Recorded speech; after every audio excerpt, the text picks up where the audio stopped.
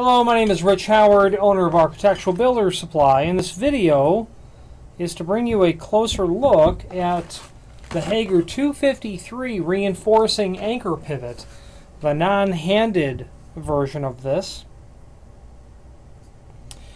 So this is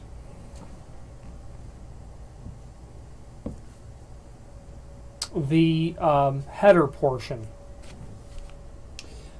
It's an angle. It's a very heavy gauge steel angle. It's 3/16 of an inch thick, so it is quite heavy.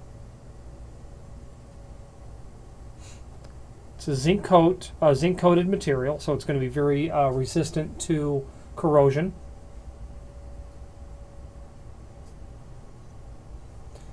The entire unit weighs about a pound and 3/4, so it's a very heavy assembly. And I'm just going to show you the header portion first.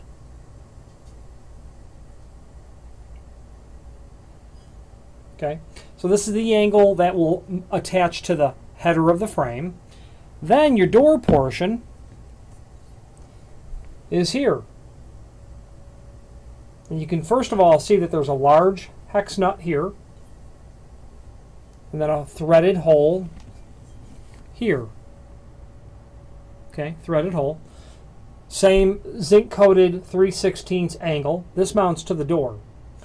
Now, Hager, in the not too distant past, went to a non-handed design of these.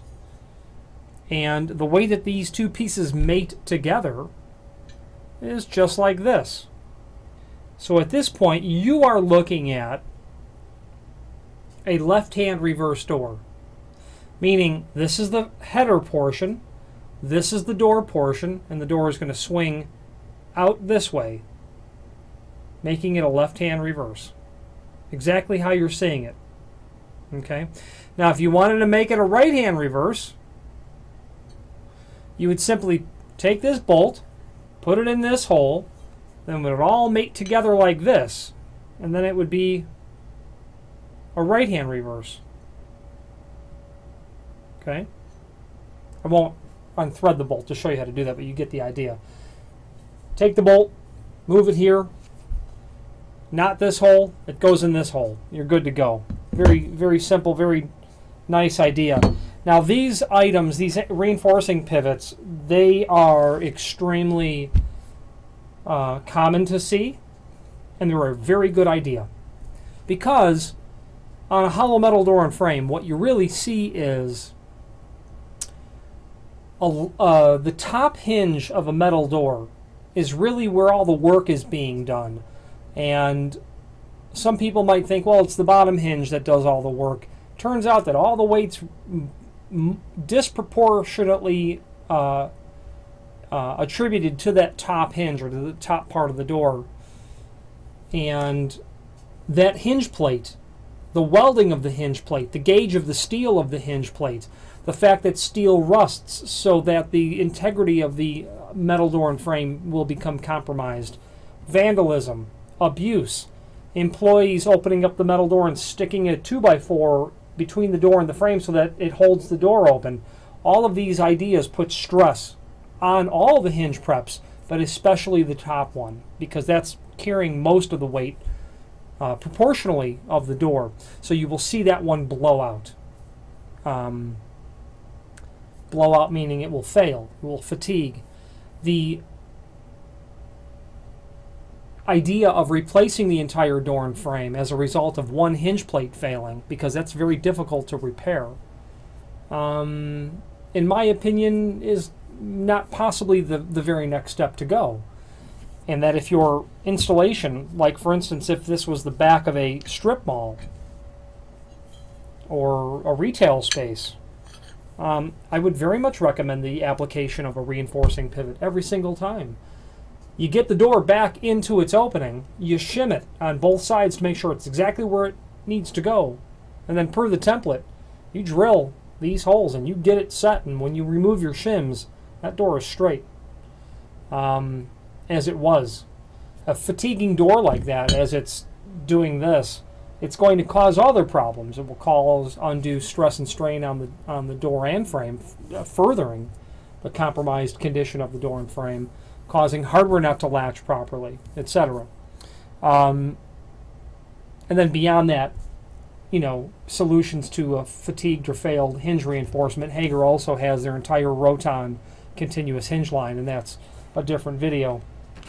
So the bottom line is, Hager is going to include complementary screws, and these are big ones. These are like number 14 screws, machine screws. Okay, they're also going to include 2 sex bolts. So 2 of the 4 holes that you're going to see for the door portion are going to be through bolted, and the shoulder length of the sex bolt, or the female portion of it, is such that you drill a 3/8 hole, I believe it is. Check your template. It will slide through from the inside. The inside steel will hit against the shoulder of the bolt, and then as you tighten the bolt down after the hardware is installed, this outer diameter of the female part of the sex bolt will prevent the door from crushing in. Very most commonly used on door closers and exit devices, things of that nature. Link to the template below this video shows everything important about the item. So I'm tempted to not really beleaguer any of that here. You've got your frame portion. 6 1/4 is the overall width per the template. 1 3/4 overall height.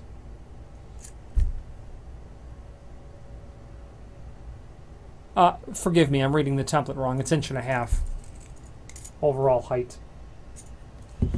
Your door portion, 4 3/8, you can see, and the height of that is also going to be very close to, well, an overall height's going to be closer to 1 3/4.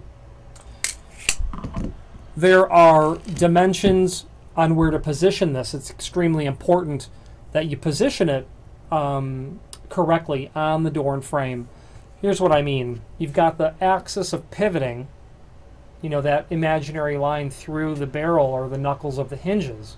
You've got to make sure that this pivot point is in perfect alignment with the existing middle and bottom hinge, okay? And the reference to the center line, 4 1/2 inch, okay, is the center line of the hinge to the edge of the plate. Okay, now they're going to be giving you dimensions for all the other screw holes, of course. So what I would do if I was installing this, you've got 4 1/2 inch dimension from the center line of the pivoting axis to the outside of that plate. Okay, so you could go from, you've got a 4 3/8 dimension, so they're really saying you've got 1/8 of an inch from the edge of this plate to the center line of the pivoting axis, and that's going to be pretty accurate. It's going to be within a 1/16 inch kind of situation, and there would be that kind of margin. But that is the important part, that the vertical axis of pivoting is right down through this bolt and then through your hinge knuckles as well. Obviously you can see that would be extremely important. So you'll want to get that lined up properly. Installing this could be difficult in the header if you've got a frame that is packed with mortar. You'll need to contend with drilling the holes and then anchoring it properly to the head. I've seen these welded onto doors and frames, which I'm not an advocate of because it makes it kind of a one-way installation at that point. But if you're a welder, you use the tools that you got and the tools you're familiar with. Hager has, as you can see from the template, references 2 other catalog numbers, the 251, 52, 53, 54, and those are all in direct relationship to the size of the hinge that you are contending with. They've got different models for all of that as well. The installation instructions, pretty much beleaguer all the points that I just said. You know, you lay it out per the template, you lay it out per the instructions. Pivoting axis has to be spot on, and I've never had a problem, you know, installing this stuff at all. You know, you need to get the door and frame properly shimmed in the opening before you go marking holes. But once you've got your margins correct and you know the door is going to operate correctly, once you've got it shimmed in place, then you can start to mark your holes per the template. At least in my experience, that was the most important thing. The final link below the video is the handing instructions, which are exactly what I said. You remove this bolt from one side and put it to the other side. It's pretty much that simple. And of course, with the unit will be included the reference to the template. Hager 253, it's an oldie but a goodie. This has been around for 20 plus years that I've been in the industry, and I recall them being a lot less expensive than they are today, as is everything else. However, the cost of labor is low because it's easy to install, in my opinion. The cost of the material is certainly less than having a door or frame replaced. Okay, so upfront cost not nearly as much as the back end cost of a new door and frame when you calculate certainly the installation aspect. If you have any questions on the Hager 253 reinforcing anchor pivot or any other Hager product, please feel free to reach out to us. Thank you.